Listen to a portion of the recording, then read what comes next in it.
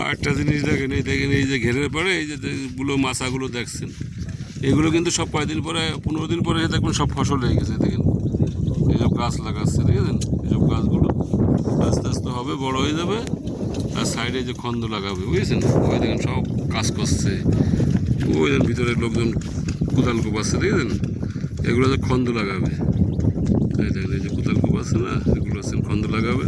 এটা বাড়তি ইনকাম।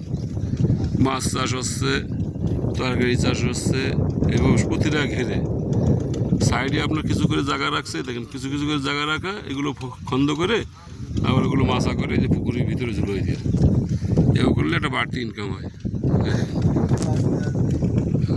প্রতিটা ঘিরে একই রকম অবস্থা, ওই জায়গায় প্রতিটা ঘিরে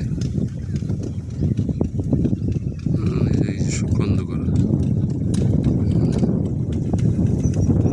ওই ঘিরেও খন্দ করে, সব খন্দ করা।